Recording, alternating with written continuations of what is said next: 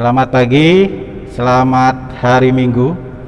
Kita akan bersama-sama mendengarkan renungan firman Tuhan dalam ibadah Minggu 18 Juli 2021 pada kesempatan pagi hari ini. Tetapi sebelumnya kita akan siapkan hati kita di dalam doa. Kita berdoa. Ya Bapa, pada kesempatan Minggu pagi hari ini kami datang kepadamu dengan ucapan syukur dan terima kasih untuk segala berkat dan anugerah-Mu yang boleh terus kami rasakan di dalam kehidupan kami.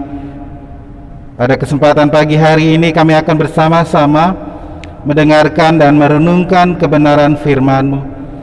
Biar Roh Kudus sendiri yang boleh mengurapi setiap kami, sehingga firman yang kami dengarkan tidak berlalu sia-sia di dalam kehidupan kami, tetapi boleh tertanam di dalam hati dan pikiran kami. Di dalam nama Tuhan kami Yesus Kristus, kami naikkan doa dan permohonan kami ini. Amin.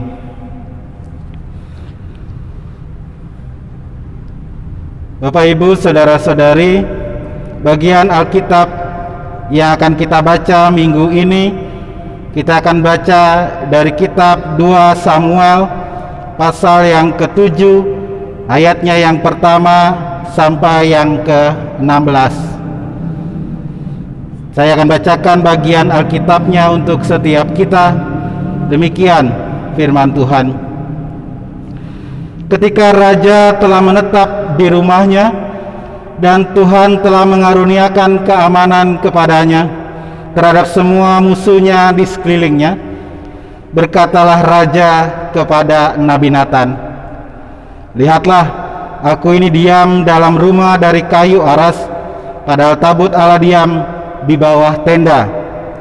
Lalu berkatalah Nathan kepada raja, "Baik, lakukan segala sesuatu yang dikandung hatimu, sebab Tuhan menyertai engkau."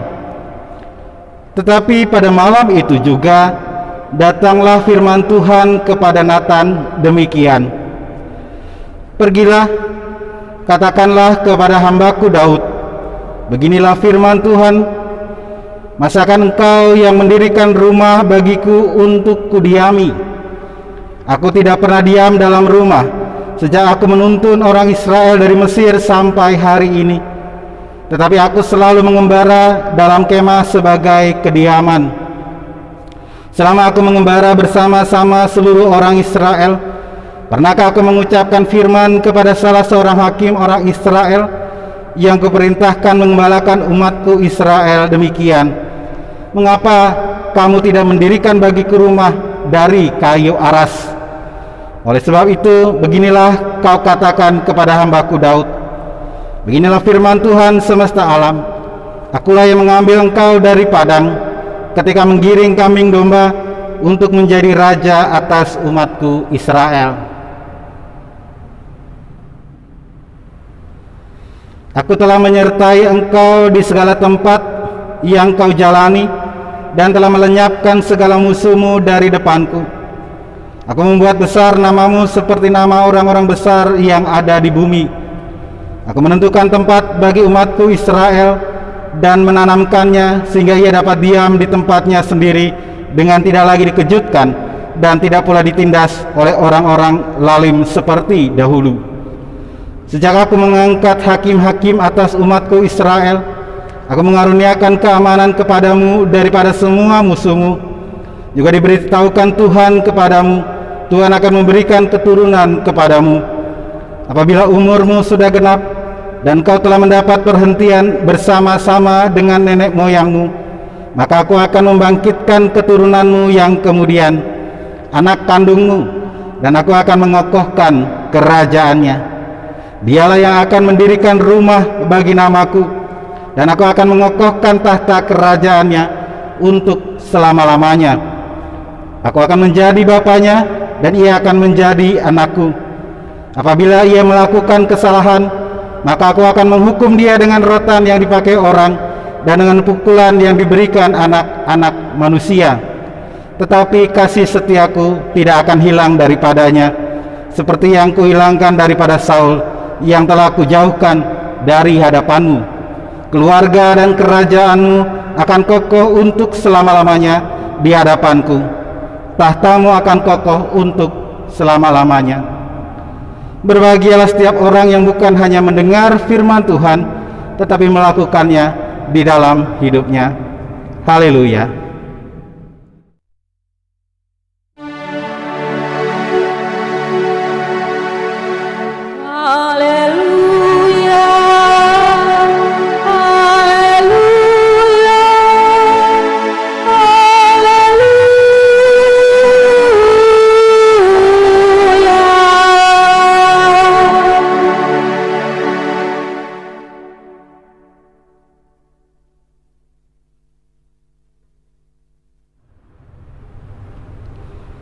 Bapak, Ibu, dan saudara-saudari, di Taman Eden, manusia, Adam dan Hawa, memakan buah pengetahuan tentang yang baik dan yang jahat.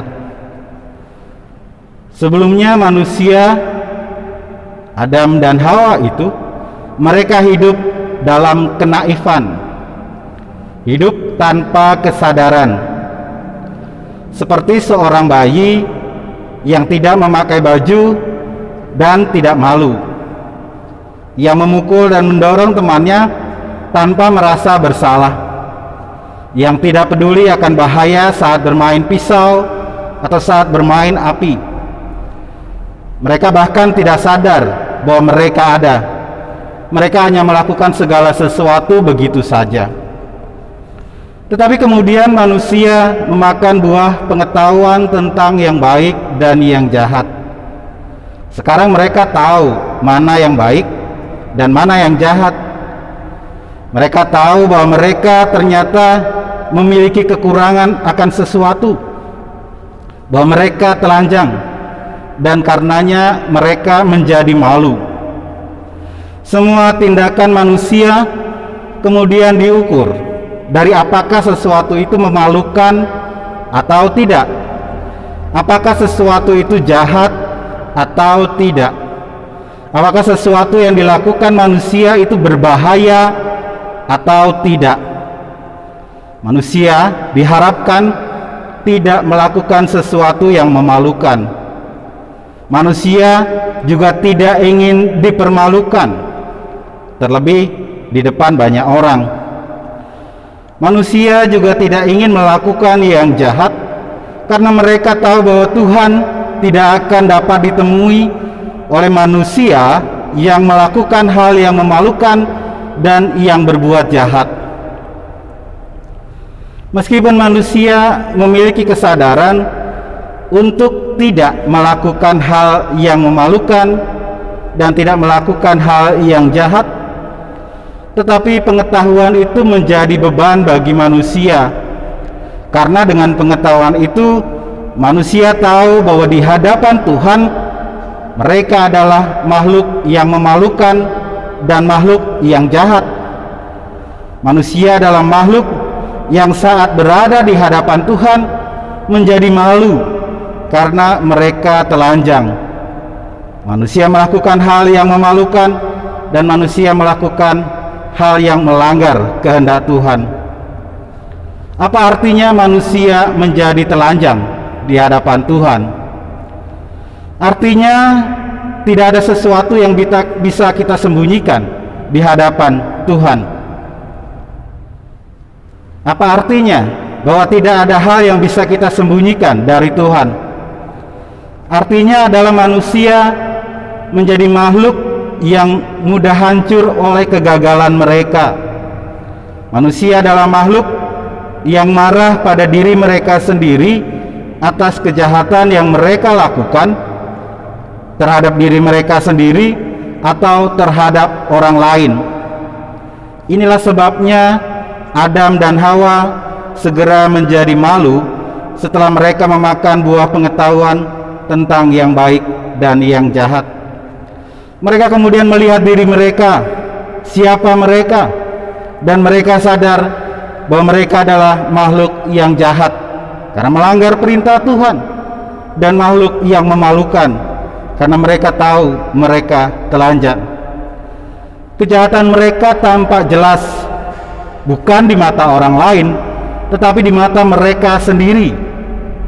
Karena itu kemudian Adam dan Hawa menjalin daun pohon ara dan membuat cawat untuk menutupi segala kegagalan mereka, supaya mereka tidak malu di hadapan Tuhan. Bapak, Ibu, dan saudara-saudari, saat kita tidak pernah bertemu dengan orang yang ganteng atau orang yang cantik, kita mungkin merasa bahwa diri kita cukup ganteng atau diri kita cukup cantik. Tapi saat kita melihat orang yang sangat ganteng atau sangat cantik, maka kita sadar bahwa kita tidak ganteng dan tidak cantik. Saat manusia tidak ada di hadapan Tuhan yang sempurna, kita merasa cukup baik, tidak jahat-jahat amat. Tetapi saat diperhadapkan dengan Tuhan yang sempurna, maka kita sadar bahwa kita ini jahat dan kita ini melakukan hal yang memalukan. Kecantikan itu mempermalukan orang yang jelek.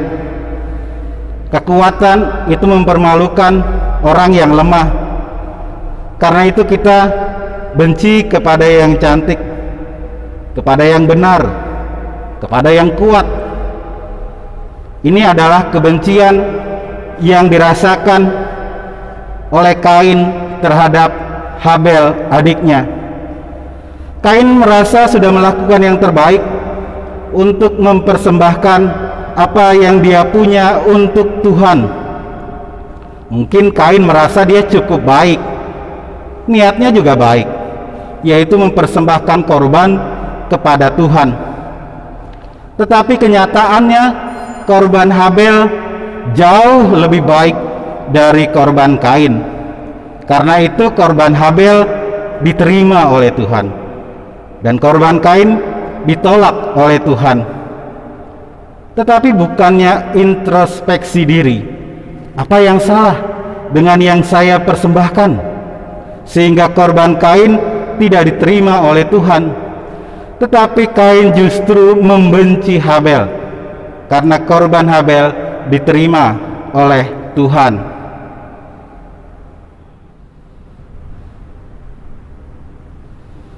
Akhirnya yang muncul adalah kedengkian Kain kepada Habel. Kedengkian yang menghancurkan hati sanubarinya, sehingga Kain tega membunuh Habel, saudaranya sendiri. Kalau orang gagal melakukan sesuatu, sedangkan orang lain yang dikenalnya berhasil, maka muncul kedengkian kepada orang-orang yang berhasil. Ini adalah kejahatan yang lebih besar lagi dari sekedar kegagalan. Dalam bacaan kita hari ini, Bapak, Ibu, dan saudara-saudari, Raja Daud seperti juga Kain ingin memberikan persembahan yang terbaik kepada Tuhan. Dia merasa telah memiliki istana yang bagus, istana yang baik, sedangkan tanda kehadiran Tuhan, yaitu tabut perjanjian, itu hanya ditempatkan di kemah, di tenda. Niatnya juga baik, niat dari Raja Daud juga baik. Tapi seperti juga Kain yang memiliki niat baik untuk mempersembahkan korban kepada Tuhan, Kain tidak sadar bahwa korbannya belum cukup baik. Dan Raja Daud juga tidak melihat dan tidak menyadari bahwa tangannya telah kotor oleh begitu banyak dosa. Berapa banyak orang yang telah dia bunuh, berapa banyak istri dan gundik yang dia miliki. Raja Daud merasa karena Tuhan sudah menyertai dia, maka segala sesuatu yang dilakukannya pasti benar. Tetapi tidak ada yang tersembunyi dari mata Tuhan. Walaupun Tuhan memang menyertai Raja Daud, bukan berarti segala sesuatu yang dilakukan oleh Raja Daud adalah benar. Di mata Tuhan, Raja Daud tidak layak untuk membangun rumah bagi Tuhan. Nabi Nathan juga sempat berpikir, karena Raja Daud disertai Tuhan, maka semua keinginan hatinya pasti benar. Di ayat yang ketiga tadi kita baca demikian, lalu berkatalah Nathan kepada raja, baik, lakukan segala sesuatu yang dikandung hatimu, sebab Tuhan menyertai engkau. Karena Tuhan selama ini menyertai engkau, yang kamu inginkan pasti terwujud dan yang kamu inginkan pasti baik. Itu pikiran Nabi Nathan. Tetapi malam itu juga Tuhan mengingatkan Nabi Nathan, karena Tuhan menyertai Raja Daud, bukan berarti Raja Daud pasti benar dan pantas untuk mendirikan rumah bagi Tuhan. Bapak, Ibu, dan saudara-saudari, orang mungkin melihat sisi luar kita, cara kita berbicara lemah lembut atau kasar, sopan atau kurang ajar, tetapi kita tahu sisi dalam kita. Mungkin kita sopan dan saat kita berbicara dengan lemah lembut, tetapi mungkin itu datang dari dalam hati yang penuh dengan kedengkian. Kita tahu siapa kita tahu seperti apa kita sebenarnya, tapi kita juga tahu bahwa Tuhan tahu siapa kita. Tuhan tahu seperti apa kita sebenarnya. Kita tahu bahwa kita melakukan banyak hal yang Tuhan larang. Kita tidak mampu melakukan segala hal yang baik. Dan atas semua itu seharusnya kita bertobat. Membangun karakter itu kita miliki dengan standar yang bukan berdasarkan omongan orang atau pendapat orang lain, tetapi berdasarkan standar yang dinyatakan oleh firman Tuhan. Sebagai orang yang percaya kepada Tuhan, kita diharapkan bertobat dari segala dosa dan kesalahan yang sudah kita lakukan, membangun karakter kita sesuai dengan apa yang Tuhan kehendaki, sehingga kita tidak malu saat kita harus berhadapan dengan Tuhan, tetapi kita dapat merasakan kasih dan pengampunannya di dalam hidup kita. Amin.